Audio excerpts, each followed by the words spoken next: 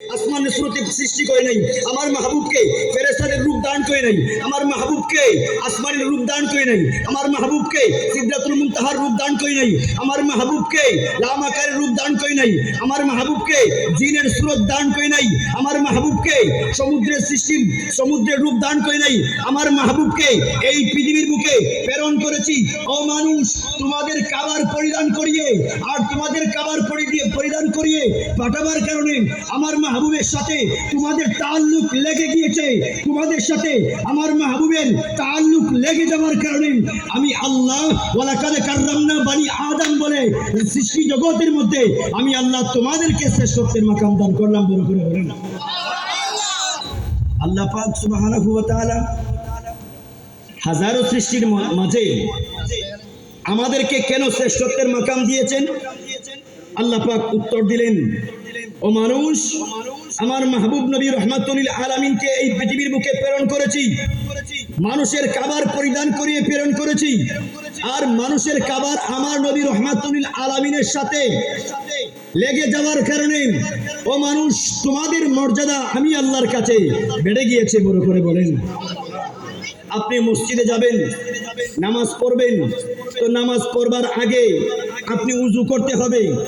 আপনি গেলেন উজু করতে, পানি নাই, উজু কেমনে করবেন? আবার দৌড়ে আসলেন ইমাম সাহেবের কাছে, হুজুর আপনি আমাকে পাঠিয়েছেন উজু করবার জন্য, আমি গিয়েছি উজু করব, কিন্তু গিয়ে দেখি কোনো পানি নাই, আমি কিভাবে উজু করব আর নামাজটাই বা কিভাবে পড়ব? হুজুর আপনাকে উত্তর দিবে, যদি পানি পাওয়া না যায় তাহলে তোমরা মাটির মাধ্যমে তায়াম্মুম করে নাও, পবিত্র হয়ে যাবে। পানি পাওয়া না গেলে তোমরা তায়াম্মুম করে নাও, মাটির মাধ্যমে তোমরা পবিত্র হয়ে যাবে। মাটিকে প্রশ্ন করলাম, ও মাটি তোমার কাছে কি এমন বিশেষত্ব আছে? ও মাটি তোমার কাছে কি এমন পাওয়ার আছে? ও মাটি তোমার কাছে কি এমন মর্যাদা আছে যে পানি পাওয়া না গেলে ও মাটি তোমার মাধ্যমে মানুষ পবিত্রতা হাসিল করে? আমাদেরকে একটু বলো তোমার কাছে কি এমন বিশেষত্ব আছে? তখন মাটির পক্ষ থেকে উত্তর দিবেন, আমার কাছে কোনো বিশেষত্ব নেই। যেই দিন নবী রহমাতুল লিল আলামিনের কদম আমি জমিনের উপর পড়েছে, আল্লাহ পাক আমি জমিনের মর্যাদা বাড়িয়ে দিয়েছেন। বড় করে বলেন। যেই দিন থেকে নবী রহমাতুল লিল আলামিনের কদম এই জমিনের উপর পড়েছে, আল্লাহ পাক এই জমিনের মর্যাদা তোমাদের কাছে বৃদ্ধি করে দিয়ে দিয়েছেন। বড় করে বলেন সুবহানাল্লাহ। সালাতুন ইয়া রাসূলুল্লাহ মুনিয়া হাবিবাল্লাহ আলাইকুম সালাতুন ইয়া রাসূলুল্লাহ।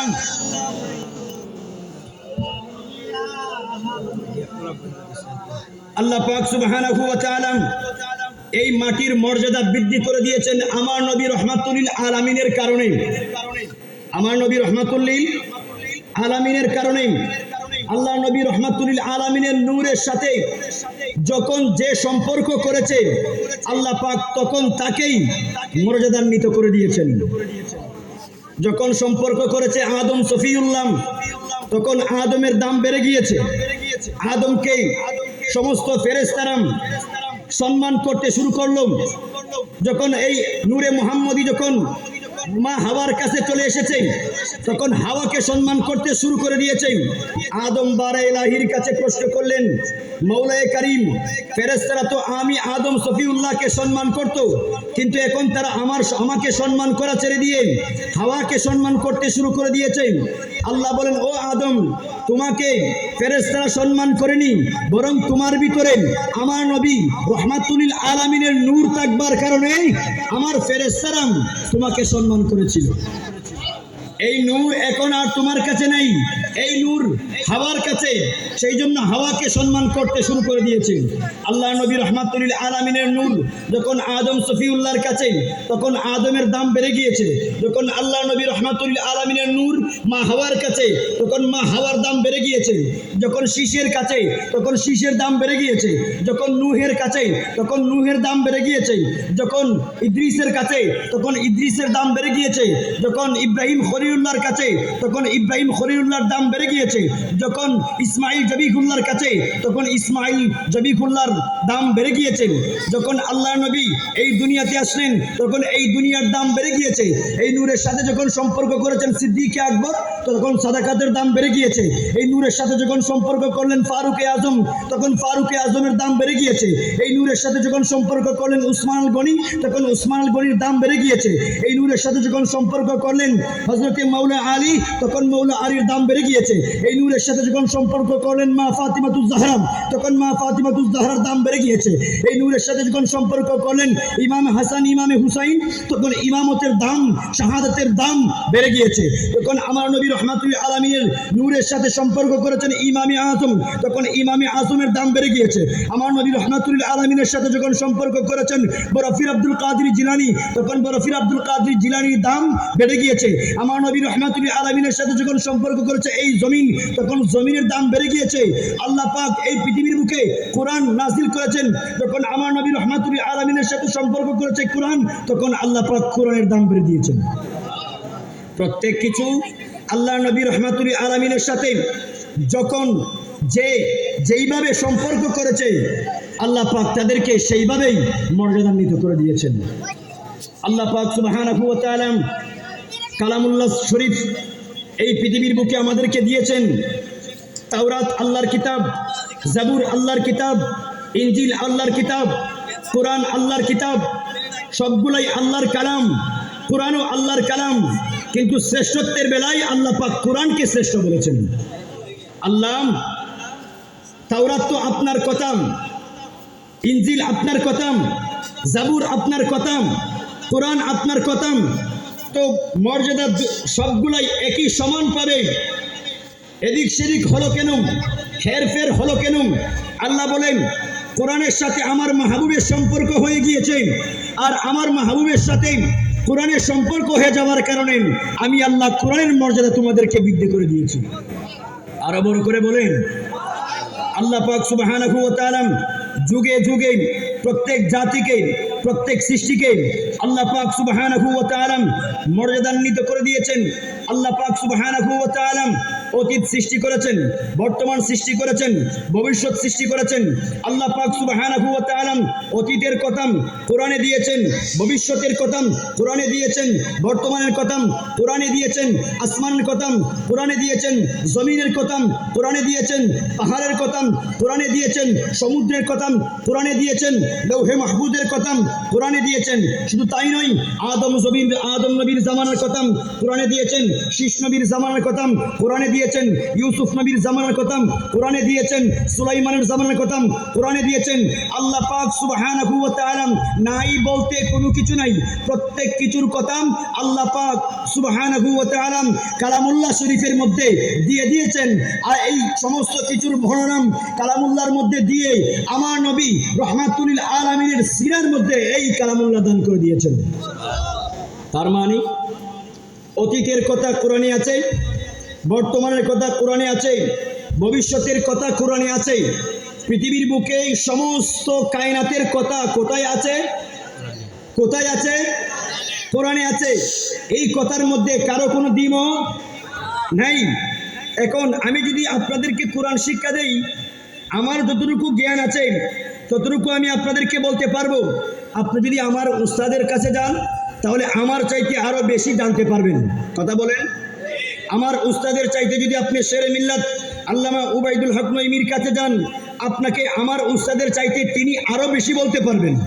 আপনি যদি খাজা মুঈনুদ্দিন চিশতি আজমির কাছে যান, তিনি আপনাকে আরো বেশি বলতে পারবেন, কারণ তিনি আমার উস্তাদের চাইতেও আরো বেশি জ্ঞানী।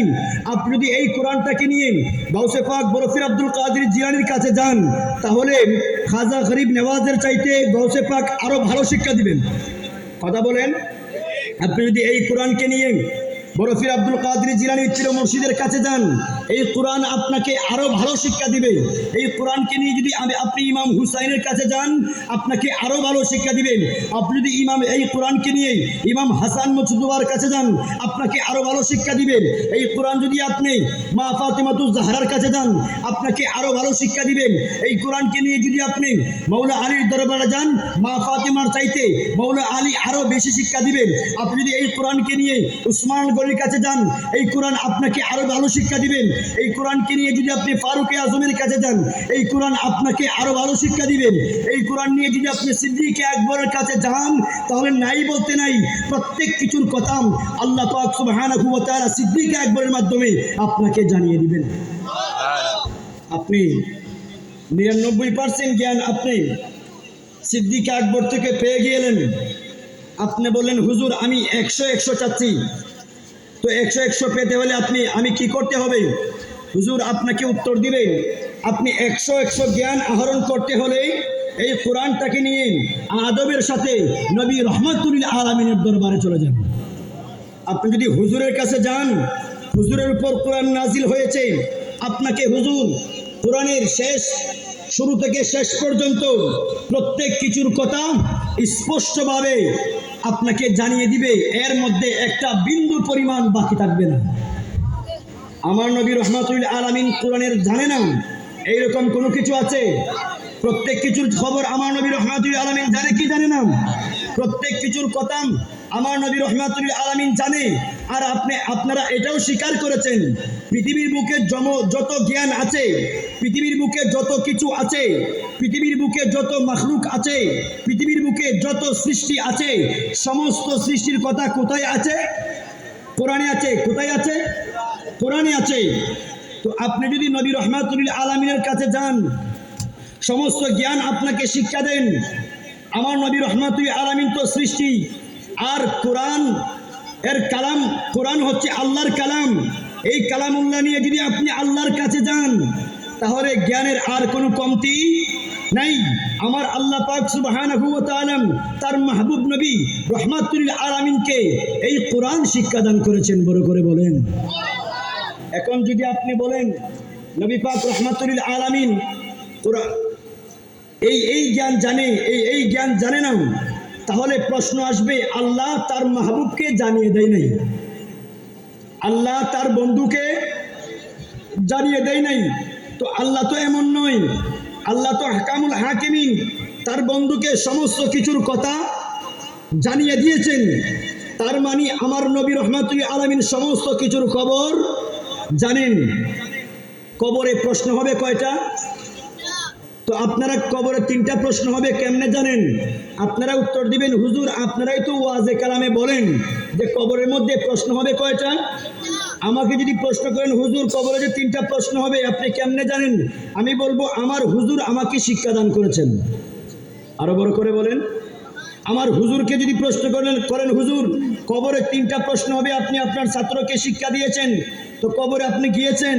কয় না। কেমনে জানেন? কয় আমাকে আমার টিচার জানিয়ে দিয়েছে, আমার উস্তাদ থেকে আমি জানতে পেরেছি কবরে প্রশ্ন কয়টা হবে। এইভাবে যেতে যেতে যেতে যেতে ইমাম বুখারী পর্যন্ত গেলাম।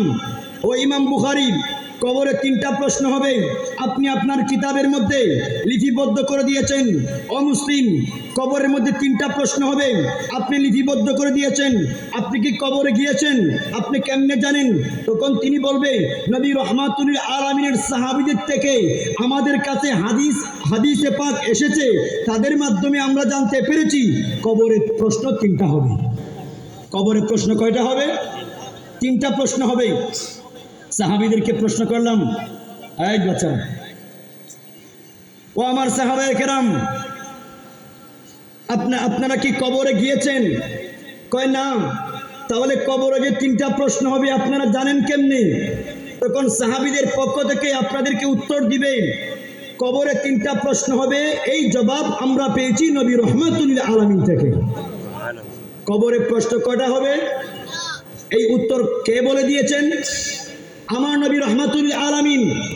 আমার নবী রহমাতুল আলামিনকে সম্মানের সাথে আরজি করলাম, ইয়া রাসূলুল্লাহ কবরে যে 3টা প্রশ্ন হবে, নিশ্চয়ই আপনি কবরে গিয়েছেন, না হলে আপনি জানেন কেমনে?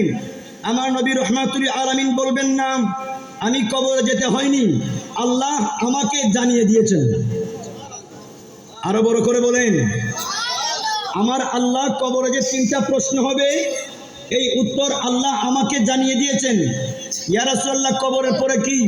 আমার নবী উত্তর দিবে কবরের পরে হাসর। ইয়া রাসূলুল্লাহ তাহলে নিশ্চয়ই আপনি হাসরে গিয়েছেন, না হয় জানেন কেমনে? নবী রহমাতুল আলামিন উত্তর দিবেন হাসর যে হবে এই খবরও আল্লাহ পাক আমি নবী রহমাতুল আলামিনকে জানিয়ে দিয়েছেন। ইয়া রাসূলুল্লাহ আল্লাহ তাহলে আপনাকে কি কি জানিয়ে দিয়েছেন? ওই কি কি জানিয়ে দিয়েছেন এটা বলো না, তোমাদের কি কি জানতে প্রয়োজন সেটা বলো। আরো বড় করে বলেন। আমার নবী রহমাতুল আলামিনের পক্ষ থেকে আওয়াজ আসবে, ও উম্মত আমি নবী কি কি জানি সেই প্রশ্ন করো না, তোমাদের কি কি জানা প্রয়োজন আমি নবীকে সেটা বলুন। ইয়া রাসূলুল্লাহ আমাকে একটু কবর সম্পর্কে বলেন। নবী রহমাতুল আলামিন উত্তর দিবেন, ও আমার উম্মত কবরে প্রশ্ন 3টা হবে, 3 প্রশ্নের উত্তর কি কি হবে জানতে চাও? আমি নবীকে জিজ্ঞেস করুন। কবরের পরে হাসর, হাসরের ময়দানে কি কি হবে জানতে চাও? আমি নবীকে জিজ্ঞেস করুন।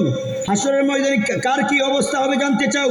আমি নবী রহমাতুল আলামিনকে জিজ্ঞেস করুন।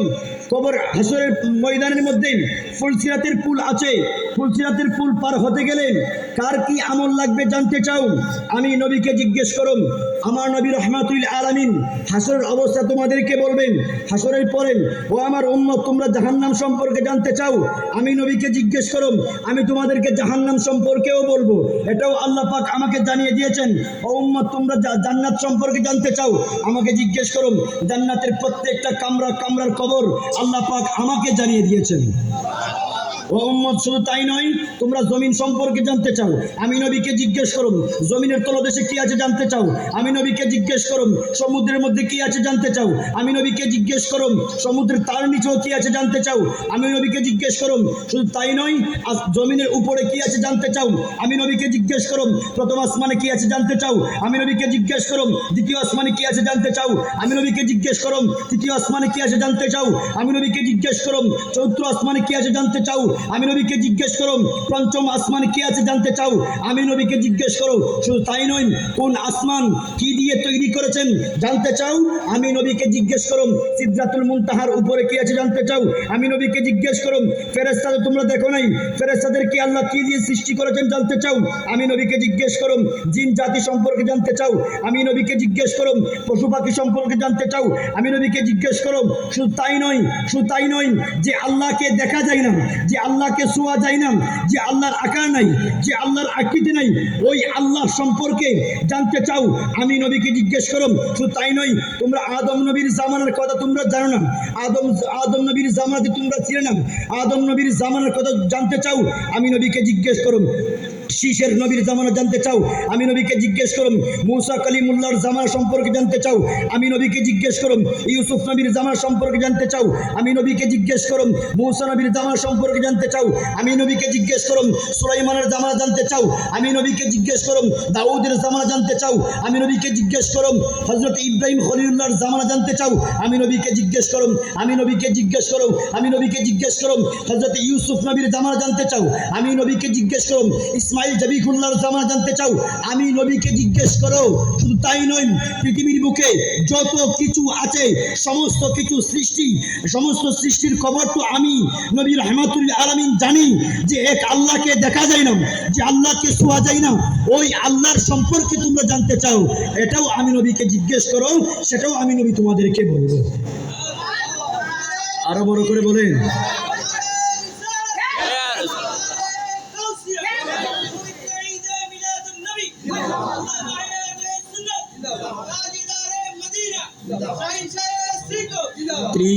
ত্রিভুবনের প্রিয় মুহাম্মদ এলো রে দুনিয়ায়, সাগর আকাশ বাতাস দেখ বিজুদিয়ায়। ত্রিভুবনের প্রিয় মুহাম্মদ এলো রে দুনিয়ায়, রে সাগর আকাশ বাতাস দেখ, দুলির দোরা বেশ আজ জয় করিল নীল রে লাজ আজকে খুশির ডল নেমেছে দোসর সাহারা রে সাগর দেখবে যদি ত্রিভুবনের এলো রে দুনি আয় রে সাগর আকাশ বাতাস দেখ দরুদ সালাম হাজারো সালাম দরুদ সালাম হাজার হৃদয় বচন জানাই মোরা যে গুলাম দরুদ সালাম হাজারো সালাম দরুদ সালাম নবী রহমাতুল আলামিনের প্রশংসা যদি কিয়ামত পর্যন্ত সৃষ্টি জগৎ সবাই একসাথে করে তারপরেও আমার নবী রহমাতুল আলামিনের প্রশংসা আদায় করা শেষ। মাহফিলের মধ্যে এসে দেখতে পেলাম মাহফিল কমিটির ছেলেরা এক কালার পাঞ্জাবি তৈরি করেছে, লাইটিং করেছে, সাজিয়েছে। প্রশ্ন করলাম, তোমরা এক কালার পাঞ্জাবি কেন তৈরি করেছো? এই সাজসজ্জা কেন করেছো? এত লাইটিং কেন করেছো? তখন ওনাদের পক্ষ থেকে আল্লাহ উত্তর দিবেন, ও আমার বান্দারাম, আমার নবী রহমাতুল আলামিনের উম্মতকে প্রশ্ন না করে আমি আল্লাহকে প্রশ্ন করো, আমি আল্লাহ কেন আসমান সাজিয়েছি? আমি আল্লাহ লক্ষ লক্ষ তারকা দিয়ে এই আসমান কেন সাজিয়েছি? আমাকে প্রশ্ন করো। কিছু কিছু ভাই উত্তর দিবে, আসমানের মধ্যে কিছু তারকা আছে, যেই তারকার মাধ্যমে মানুষ যখন সমুদ্রের মধ্যে চলে যায় তখন তারকার মাধ্যমে সে রাস্তা নির্ধারণ করে। সে যখন মাঝ সমুদ্রের মধ্যে চলে যায়, কোন দিকে ডান কোন দিকে বাম সেটা তো সে বলতে পারে না। তো উপরের দিকে যখন তাকায়, উপরে আমি আল্লাহ কয়েকটা তারকা ফিট করে দিয়েছি। এই তারকার মাধ্যমে সে বুঝতে পারে কোন দিকে উত্তর, কোন দিকে পূর্ব, কোন দিকে পশ্চিম, কোন দিকে দক্ষিণ। আল্লাহ এই কয়েকটা তারকার মাধ্যমেই তো মানুষ দিক নির্ধারণ করতে পারে, তার রাস্তা নির্ধারণ করতে পারে, সে কোন দিকে যাবে, কিভাবে যাবে, কয়েকটা তারকার মাধ্যমেই সে জানতে পারে। আল্লাহ লক্ষ লক্ষ কোটি তারকা দিয়ে তুমি আসমান কেন সাজিয়েছো? আল্লাহ পাক কুরআনুল কারীমের মধ্যে ইরশাদ করেছেন, ওয়ালাকাদ যায়্যানাস সামাআদ দুনিয়া বিজিনাতিল কাওয়াকিব। আমি আল্লাহ প্রথম আসমানকে তারকার মাধ্যমে সাজিয়েছি। অপর আরেক আয়াতের মধ্যে এসেছে, ওয়ালাকাদ যায়্যানাস সামাআদ দুনিয়া বিমাসাবিহা। আমি আল্লাহ প্রদীপের মাধ্যমে আসমানকে সাজিয়েছি। আল্লাহ আপনি তো প্রথম আসমান সাজিয়েছেন, দ্বিতীয় আসমান সাজাননি, তৃতীয় আসমান সাজাননি, চতুর্থ আসমান সাজাননি, কোনো আসমান আপনি সাজাননি, একমাত্র প্রথম আসমানকে সাজিয়েছেন। আল্লাহ কেন? উত্তর দিবি, আমার নবী রহমাতুল আলামিন এই পৃথিবীর বুকে যাবে সামিয়ানা হিসেবে। আমি আল্লাহ প্রথম আসমানকে দিয়েছি। ও আমার বান্দারাম, তোমরা তো জমিন সাজাতে পারবে, লাইটিং করতে পারবে, আসমান সাজাবার ক্ষমতা তোমাদের কাছে নাই। আমি আল্লাহ কুদরতি ব্যবস্থাপনার মাধ্যমে আমার বন্ধু নবী রহমাতুল আলামিনের মিলাদ হবে প্রথম আসমানের নিচে, জমিনের উপরে। আমি আল্লাহ, তোমরা তো জমিন সাজাবে, দুনিয়া সাজাবে, আসমান সাজাতে পারবে না। আমি আল্লাহ কুদরতি ব্যবস্থাপনার মাধ্যমে আসমান লক্ষ কোটি তারকার মাধ্যমে সাজিয়ে দিয়েছি। আমাকে প্রশ্ন করছেন আপনি কেন এত লাইটিং করা হলো? আপনি লাইটিং করলে আর কয়টা করেছেন? আপনি আসমানের দিকে তাকান, কত লক্ষ কোটি কোটি তারকার মাধ্যমে আল্লাহ পাক আসমান সাজিয়েছেন। ও আল্লাহ, ফজরের নামাজ তোমার জন্য, জোহরের নামাজ তোমার জন্য, আসরের নামাজ তোমার জন্য, মাগরিবের নামাজ তোমার জন্য, এশার নামাজ তোমার জন্য। কিন্তু আল্লাহ পাক যখন কসম করলেন তখন ফজরের কসম করেছেন। আল্লাহ কসম করলে তো প্রত্যেক নামাজের কসম করবেন। আল্লাহ বলেন না, মাগরিবে আমার বন্ধু আসে নাই, এশাতে আমার বন্ধু আসে নাই, জোহরে আমার বন্ধু আসে নাই, আসরে আমার বন্ধু আসে নাই, আমার বন্ধু এসেছে সুবে সাদেকের সময়, সেই জন্য আমি আল্লাহর কাছে সুবে সাদেক দামি হয়ে গিয়েছি।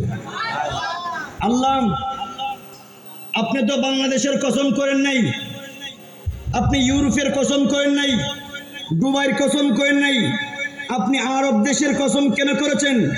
লা উকসিমু বিহাযাল বালাদ বলে আপনি মক্কার কসম করেছেন। মক্কাতে বিরাট বিরাট দালান পাকা বিল্ডিং আছে, সেই জন্য আল্লাহ বলে নাম। আল্লাহ, মক্কাতে মিনা মুজদালিফা আছে, সেই জন্য আল্লাহ বলে নাম। মৌলায়ে কারিম তাহলে মক্কাতে হাজরে আসওয়াদ আছে, সেই জন্য আল্লাহ বলে নাম। মক্কাতে আমার নবী রহমাতুল আলামিনের কদম সর্বপ্রথম পড়েছে। আমার নবী রহমাতুল আলামিনের কদম মক্কাতে পড়বার কারণে আমি আল্লাহর কাছে মক্কার দাম বেড়ে গিয়েছে। বড় করে বলেন, আমার নবী রহমাতুল আলামিন এই পৃথিবীতে আগমন করেছেন। আমার নবী রহমাতুল আলামিনের নূরের সাথে যখন যার সম্পর্ক হয়েছে, আমার নবী রহমাতুল আলামিন তাকেই দামি করে দিয়েছেন। আজকে কোন নবীর মিলাদে পাকের আয়োজন করা হচ্ছে? আপনি নবী রহমাতুল আলামিন যখন এই পৃথিবীর বুকে আগমন করলেন, মা আমেনা উত্তর দিলেন, আমি তো হাজারো, আমি তো শত শত বাচ্চা দেখেছি। আমার রেহেমে পাক থেকে যেই বাচ্চা এই দুনিয়ার জমিনে আগমন করেছে, ওই বাচ্চার চাইতে সুন্দর কোনো শিশু আমি মা আমেনা দেখতে পাই নাই। বড় করে বলেন। এই কথা যখন মা হালিমাতুস সাদিয়া শুনেছে, তিনি বললেন, ও আমেনাম, তুমি দেখলে আর কতটুকু দেখেছো? তুমি গেলে আর কোথায় গিয়েছো? কয়টা বাচ্চাই বা তোমার কাছে আসে? আমি হালিমাতুস সাদিয়ার কাজই তো হলো বাচ্চাদেরকে লালন পালন করাম। আমাদের গোত্রের কাজ হলো বাচ্চাদেরকে দুধ পান করানো। আমি হালিমাতুস সাদিয়া তো বিভিন্ন দেশের মধ্যে আমরা গিয়ে থাকি, আমার গোত্রের মানুষরা গিয়ে থাকে। ও আমেনাম, আমি মা হালিমাতুস সাদিয়া বলছি, এই শিশুর চাইতে সুন্দর আমি মা হালিমাতুস সাদিয়া দেখি নাই। আরো বড় করে বলেন। এই কথা যখন মা হালিমাতুস সাদিয়া বলেছেন, পরক্ষণে আব্দুল মুত্তালিব দাঁড়িয়ে গেলেন। ও হালিমাতুস সাদিয়া, তুমি মহিলা মানুষ, তোমাদের গোত্রের কাজ হলো বাচ্চাদেরকে লালন পালন করাম। তো তোমরা তো কয়েকটা গোত্রের কয়েকটা দেশের বাচ্চাদেরকে তোমরা লালন পালন করো, আর আমি আব্দুল মুত্তালিব তো কাবার মুতাওয়াল্লি। আমি আব্দুল মুত্তালিবের সাথে পৃথিবীর সমস্ত মানুষের সাথে সম্পর্ক আছে। যেহেতু আমি কাবার মুতাওয়াল্লি, যারা কাবাতে আসে আমি আব্দুল মুত্তালিবের কাছেই তো আসে, দোয়া দুরুদ নেওয়ার জন্য আমার কাছে আসে। আমি আব্দুল মুত্তালিব উত্তর দিচ্ছি, এই শিশুর চাইতে সুন্দর কোন শিশু আমি আব্দুল মুত্তালিব দেখি নাই। বড় করে বলেন। পরক্ষণে জিব্রাইল ডাক দিলেন, ও আব্দুল মুত্তালিব, তুমি একটু থামো। তুমি গেলে আর কতটুকু গিয়েছ?